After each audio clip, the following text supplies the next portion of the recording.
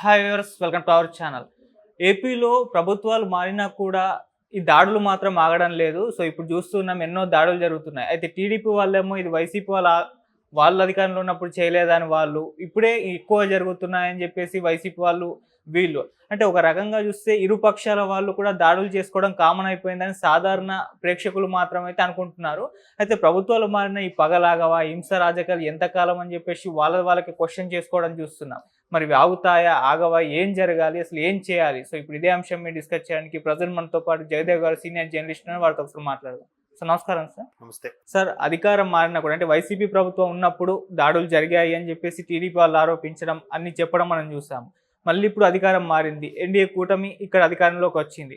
So ఇప్పుడు కూడా దాడులు కంటిన్యూగా జరగడం మనం చూస్తూ ఉన్నాం సార్. దీని వైసీపీ వాళ్ళు, టీడీపీ వాళ్ళు కంప్లీట్గా దాడులు చేస్తున్నారు, అరాచకాలు సృష్టిస్తున్నారని వీళ్ళు.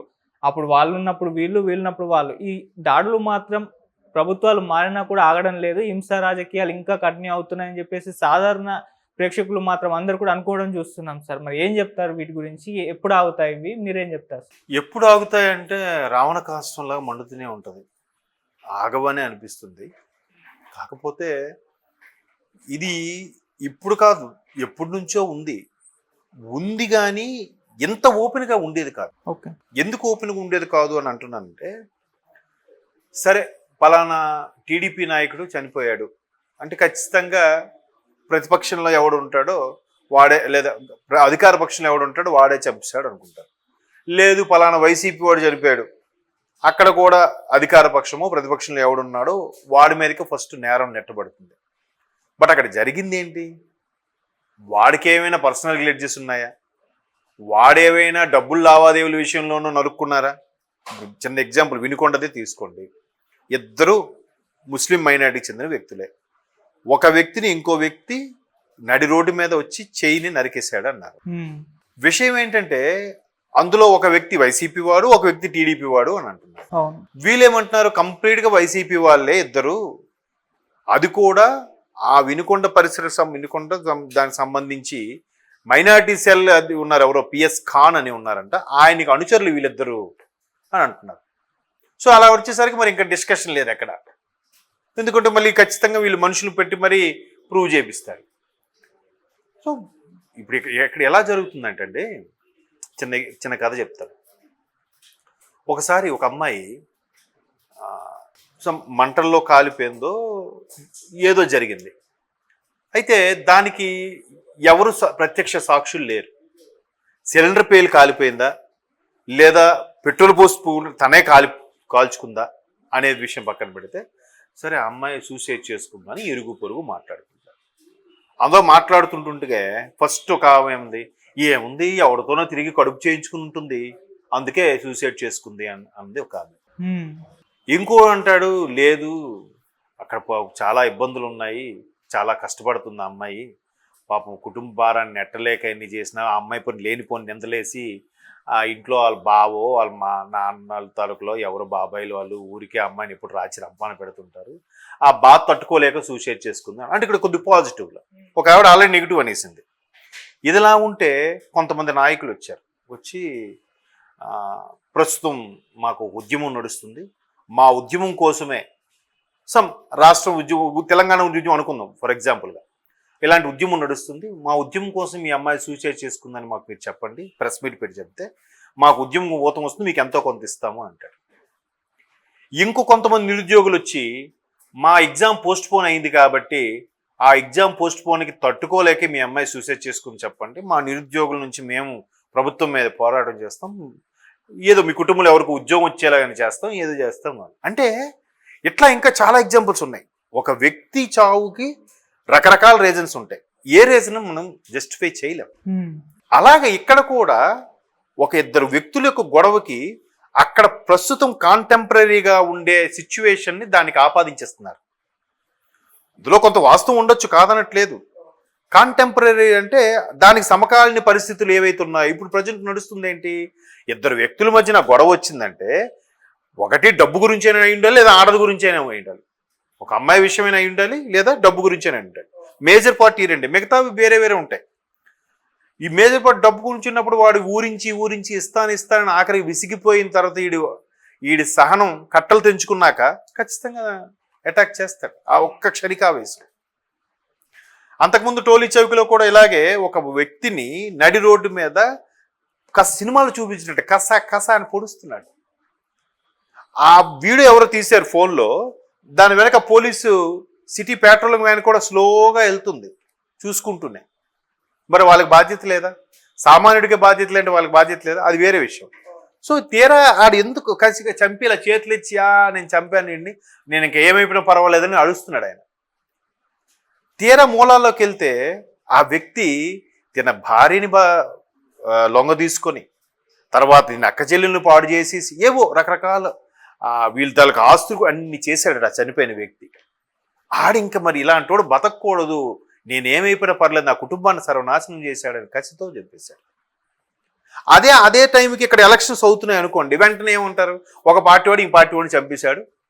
పొరపాటు ఏ పార్టీ కాకపోయినా ఏదో ఎప్పుడో వాళ్ళ ఏరియాలోకి ఒక మినిస్టర్ ఎమ్మెల్యే ఏదో ఓపెనింగ్ వచ్చినప్పుడు పక్కన నిలబడి ఫోటో దిగుంటాడు. అలాగా ఆ ఫోటో చూపించి వీడు పలానా కార్యకర్త, వీడు వేరే కార్యకర్త, వాడిని చంపాడని అంటారు.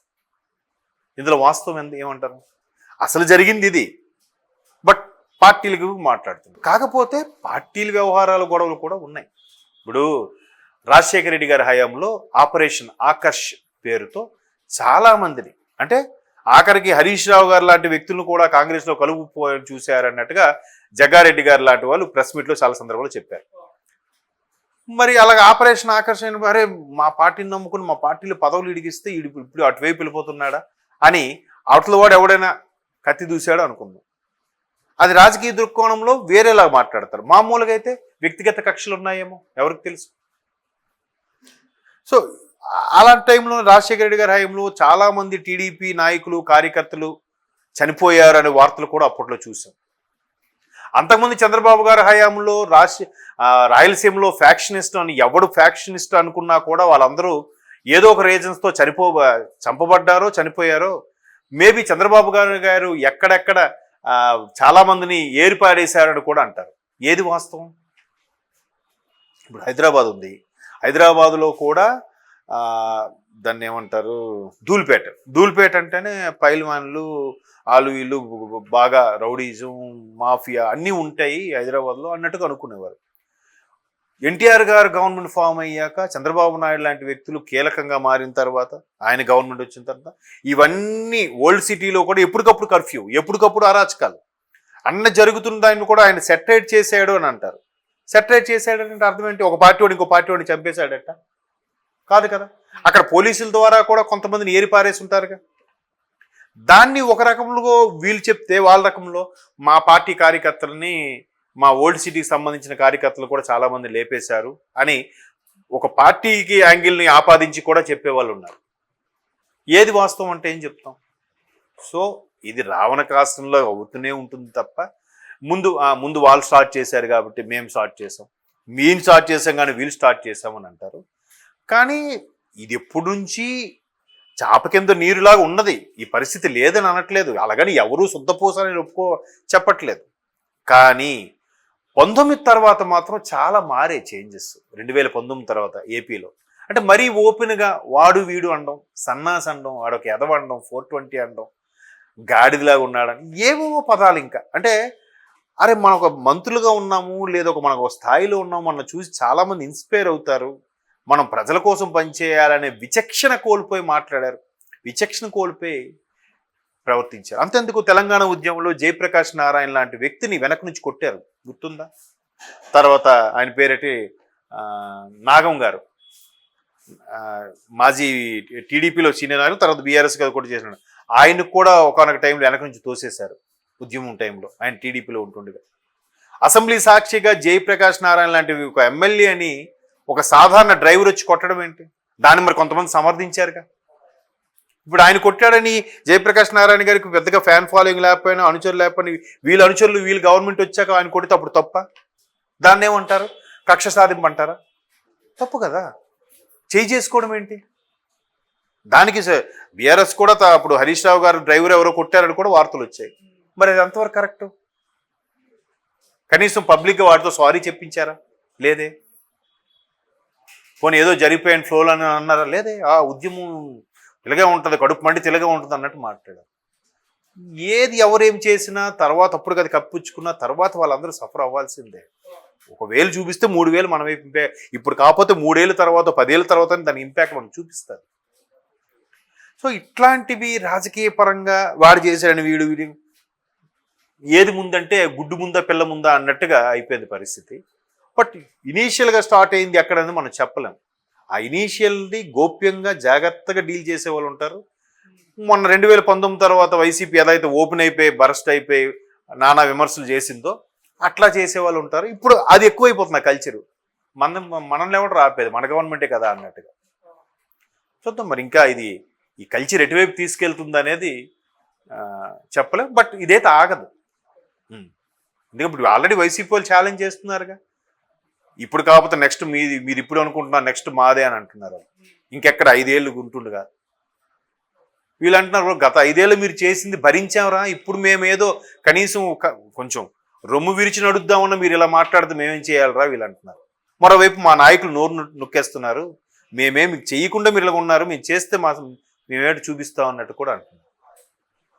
కవ్వింపు చర్యలు వాళ్ళు దిగుతున్నారా లేదా వీళ్ళే రెచ్చగొట్టే వ్యాఖ్యలు చేస్తున్నారా, ఎవరిదంటే ఏం చెప్తాం. చూద్దాం ఇది ఎన్నాళ్ళు మండుతుందో మండని. Okay sir, thank you so much sir.